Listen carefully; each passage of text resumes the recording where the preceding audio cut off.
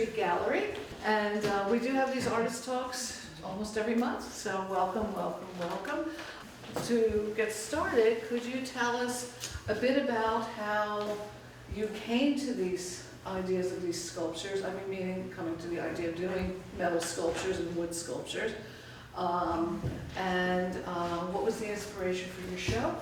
And a little bit about your process. Sure. I thought I would do a brief kind of history of myself and myself as a sculptor, and then talk about the process. And they're both wood and metal sculptures here, and so I'll talk. And for me, those are different processes, so I'll talk about both of those things. If I think about this, it seems that an important point to make at the beginning is that when I was growing up, there were some modern metal sculptures in our family house, and I still have in my family room at home a sculpture that I think my parents bought in 1953. I always liked metal sculpture, and it occurred to me as I was thinking about this talk that probably goes back to being a kid and seeing these sorts of things in my house. Nothing that's similar to anything that I had, just the fact that it was a modern metal sculpture. When I was in college, I had a summer job, a couple of summers working in a steel mill, and a small piece of what I had to do in my job was to weld a little square of steel with a hole in it that could be used to pull some steel into a furnace. So that's when I learned to weld. The next piece in my story is when I was a grad student, and at that point I was married, and Margie and I enjoyed going places and seeing metal sculptures. And I looked at them and said, you know, I learned to weld. I'll bet you I could make things like what I saw. We couldn't afford it at the time, but I bet you I could make stuff like that. Turns out that I could not do that. But it was a good idea, and it got me to take an art class. This is in Pittsburgh, an art class at the Pittsburgh Art Center. When I finished my degree and moved to Philadelphia, I looked around for an art, some sort of a sculpture course. Turns out there was one very close to where I live. I live in Elkins Park, and there was one in Cheltenham Art Center had a sculpture program with a very good sculptor named Leon Sidorchek. And I took classes for about, I don't know, 6 or 8 or 10 years, something like that, with him. And at the time I was getting more engaged in my academic career, and also we had little kids, and so it just wasn't going to work out particularly well to do metal sculpture. So what I had at the time all got relegated to the basement. When I retired from my teaching job, which is now 10 years ago, I said, I'm going to go back and do metal sculpture again. I think that would be a good activity for me. And so I went to I knew some people at the Bucks County Community College, and I went and took a course with John Burns, who's a teacher of 3D art and metal work there. I've been going there and taking classes. I officially audit the course, and so I've taken the same course like 20 times. I go there because welding is not something I want to do in my house. I don't want to burn my house down. And you'll hear later, the basement where I do wood turning, doesn't matter, it's dust. But there's a lot of dust down there, and I definitely wasn't going to weld in that spot. So I started taking classes with John, and have been doing so, including this semester. So I started making things. And I found that I was happy with the things that I was making. I actually sell stuff at an auction called Uniques and Antiques, and he does a modern design auction every like 6 weeks or 8 weeks or something, and I usually have a couple of pieces in his auction. So anyway, so that's my history of being a sculptor, and it's now my primary engaging activity. It's my creative outlet right now. I wanted to talk about the process that I use with the metal and how I think about putting pieces together, and then I'll talk about the wood pieces that I've also made. But the simplest way to think about this is what the technical term for it actually is direct metal sculpture. The simplest way to think about it is I'm looking for multiples of a single object. So you'll see that this is circles and happens to be in 3 sizes, I guess, but I go to junkyards and I found places where I can walk around and pick stuff up. And so if there is a similar piece and I can get a lot of them, that's what interests me. I made a few things that are made of different pieces, but mostly it's finding the same piece and doing something with that. So this was these circles. I first made them into larger circles, and then you'll see I have several with circles like that. This one's all the same size. That one I changed the size on a little bit, but it mostly has to do with what I can find. And the idea for me is I weld a piece of steel to a base, and then I weld another piece to that, and I weld another piece to that, and I keep doing it one at a time. I do not start out with a clear idea in mind most of the time. I have some general direction, like I know this was going to be tall, but I don't necessarily have a picture in my mind of what it's going to look like until I'm done. And I'll keep adding pieces until it becomes, for me at least, a pleasing shape. Sometimes there's some variations in what I do. So this you see is also circles, but this one I added a curving kind of dimension to it. And if you look, almost everything fits into this category. This one was a shape that I found, this rectangular shape with a cutout in it. I don't know what this was made for, but they probably, whatever the cutout was used for something. And this is what I got, and I found this many of them. And occasionally I'll end up with lots and lots of the same thing, but often I end up with there are 6 here, or 8 here, I guess, 9 here. I'll start putting it together. And when I come up with something that I'm happy with, then I'm finished. There are a few minor variations on this, but if you look around, you'll see that many of the pieces have just a single shape in them. One of the exceptions is I found some interesting square pipes. They were steel pipes and they were square or rectangular. And so I cut these into slices. So you'll see it's the same square and then 2 smaller squares. And I just kind of put that together into something that I was happy with. This piece was actually a tank. And I cut it into slices, and actually there were 2 tanks. There was one that was, if you look at well, you probably can't see the bottom. There was one that was, the one piece was this big, and the larger piece was like that big. And you can see that this is a tank because I actually cut the top off of the tank and I used it as a base for this piece. Anyhow, that's the process that I use. It's called direct metal sculpture. I particularly like things that are kinetic, move. And so in this case, these are all kinetic. And you're welcome to touch them. just gently.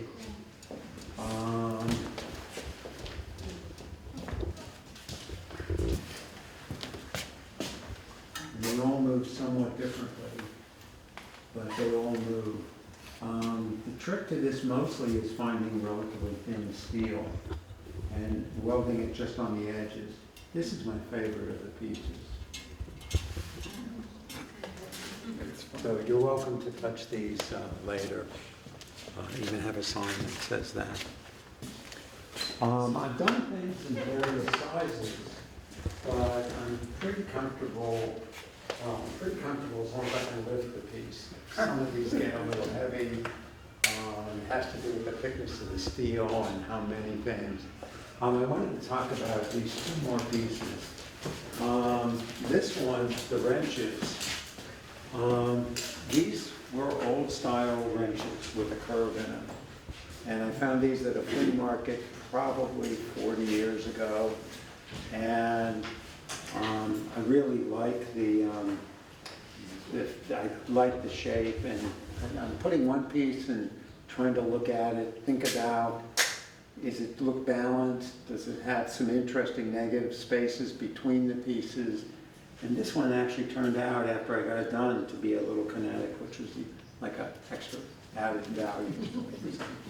All right, so those are the steel pieces. Everything here is steel, and it's welded with a process called MIG welding, where it uses an inert gas, and it uses a lot of electricity, very high amperage, and so it makes a spark, and the wire heats up like a flame almost, except it's even hotter than that, and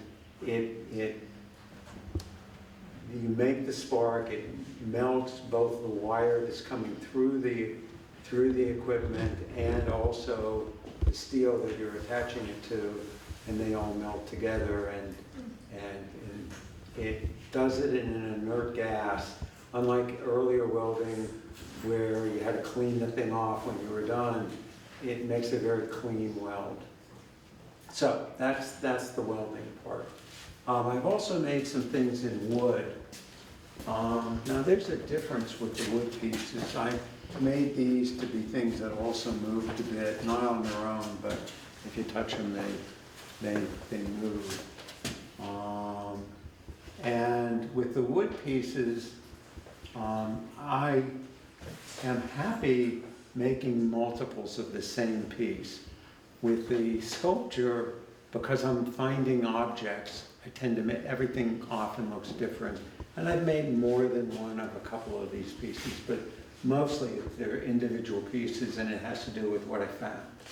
With the wood, I'm just using scraps of wood or bars of wood or something like that. And so I often make multiples of the same shape. So during COVID, I couldn't do the plastic, but I did play with wood, and so that's a shape that I got a picture of something like that from some magazine, and so I made a few of those. So there's that one up there.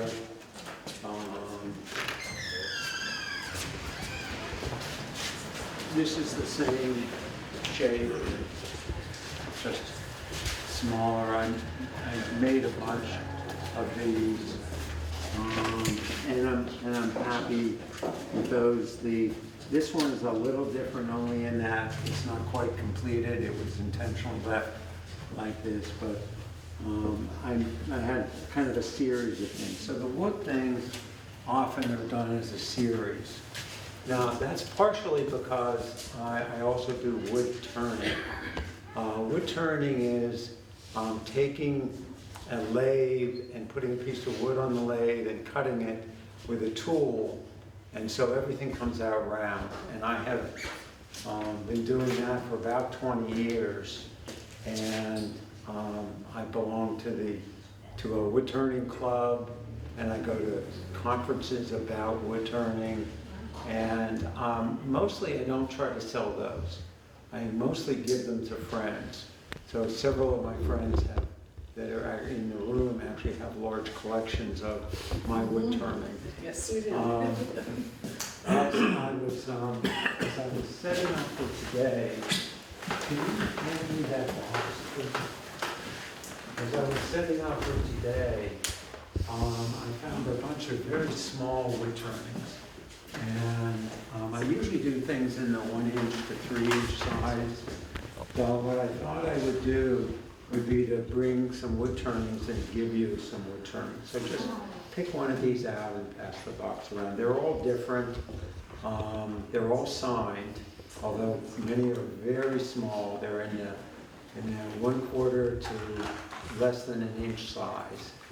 And so they're all signed in there. So just pick one out. I have plenty, even though it's pretty crowded, I have plenty, so please help yourself. Ken and Trish are friends, and they have quite a collection of my things. So the wood turning, I did not bring any examples of, but I also collect wood turnings by other people, and I have more than 1,000 pieces in my collection. I've been doing that for almost 40 years, and at some point I decided I would learn how to do the wood turning. So anyhow, so please take one of those. Do anyone have any questions at this Well, point? actually, Jen, I want to make a comment about one of your pieces. Now, I have to tell you, I have a real problem with cactus. They jump out and bite me. Yeah. So I've been avoiding that piece. Because that's a cactus. Which one? That green one. That, the wood on the bottom is a piece of wood burl. And because I do stuff in wood, I have some pieces of burl, and I needed a base for that, and it just seemed like a nice base. It's a wonderful base, but the excite you. shape, the color, it's a cactus. So I've been avoiding it. And the little piece next to it's a tree. Yes. Well, I do make a lot of things that end up looking like trees. I make, and you can see just from this side of the room, I make a lot of things that are towers.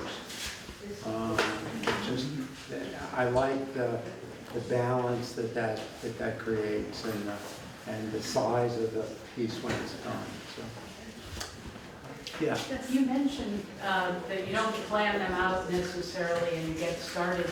Does that mean at some point you unweld if you don't like the way it's going? It's not easy to unweld. It's very possible. If you're doing stuff with wood, you can't do that. If you're doing stuff with metal, it's reasonable to re-weld something. And occasionally there'll be something that didn't look quite right, but or didn't stay in place, and I have to re-weld it.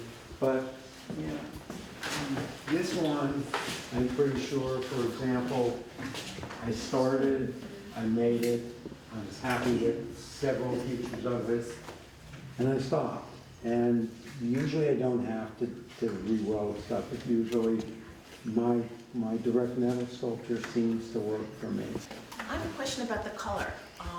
I presume when you're finished is when you decide what color? Yes. Okay. And they're all spray painted. Spray painting. And I tend to do things in one color. I know very little about color. Spray painting is a relatively straightforward process and relatively easy to do, especially in the summertime when you can take it outside and just do it. If you look, you'll find very few green pieces. I don't like green as much as I do blue. Some of the pieces tend to lend themselves to doing silver or gray on them, but mostly it's like I look at the can. I have, I don't know, 50 cans of paint, and I'll pick a can of paint that's still full enough to be able to do the whole piece. Or I'll have two of this. There are many of them, or multiples, and just spray it. And in terms of setting up the show, I tried to arrange so that I didn't put two pieces together that were the same color. I happen to like teal And there are, at least in my paint thing, at least 3 varieties of teal. And so you'll see some teal ones around. But yeah, the color is not a major issue for me, other than it's a way to finish the piece. And even some of the ones that are left silver are not actually they were painted to get them to a smoother, more similar finish and to keep them from rusting. I do have a couple pieces at home that I let rust, and I was not entirely happy with that. And I have a couple of pieces at home that I sprayed with a clear lacquer just to keep them the way they were. But for me, the color is not an important part of it. It just happens to be that color because that's the can of paint that I grabbed. Yeah. I think we have another question back here, no? Anybody else have questions? How do you part with recreation? That actually is pretty easy. I got a lot of them. And my wife would be happy if I had fewer. And actually, if I have a picture of it, I'm pretty happy. Things that I've sold at an auction, I just have pictures of. But I'm happy, and I'm not like doing this to make a lot of money. I'm doing it to pay for my tuition at the Bucks County Community College, and if I break even in a year, that's pretty good. So, any other questions? Thank you all.